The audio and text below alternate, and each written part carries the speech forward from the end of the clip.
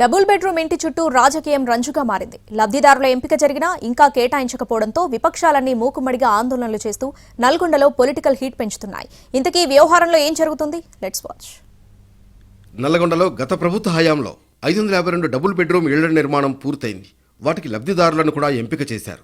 అయితే ఇప్పటికే పలుమార్లు ఎంపికైన లబ్ధిదారులతో గృహప్రవేశం చేయించాలని చూసినా అది జరగలేదు. ఇల్లు కేటాయించి దాదాపుగా 2 సంవత్సరాలవుతున్నా వాటిని లబ్ధిదారులకు అందజేయడం లేదు. దీంతో సిపిఎం పలుమార్లు ఆందోళనలకు దిగింది. ఇదిలా ఉంటే తాజాగా ప్రభుత్వం ఇందిరమ్మ ఇళ్ల పేరుతో కేటాయింపు జరుపుతోంది. అయితే బీఆర్ఎస్ మాత్రం తమ హయాంలో ఎంపికైన వారికి మాత్రమే వాటిని కేటాయించాలని డిమాండ్ చేస్తోంది. అలా కాదని వేరే జాబితా ప్రకటిస్తే ఆందోళన చేస్తామని హెచ్చరిస్తోంది. దీంతో రాజకీయం కాంగ్రెస్ వర్సెస్ సిపిఎం మధ్యలో బీఆర్ఎస్ అన్నట్లు తయారైంది. ఇటు మౌలిక వసతులు కల్పించకుండానే లబ్ధిదారులను ఎలా ఎంపిక చేస్తారని ప్రశ్నిస్తోంది కాంగ్రెస్. గత ప్రభుత్వం చేసిన తప్పుల వల్ల కోర్టు ఖర్చు పెట్టి మళ్లీ మరమ్మతులు చేపట్టాల్సి వస్తోందని ఆరోపిస్తోంది.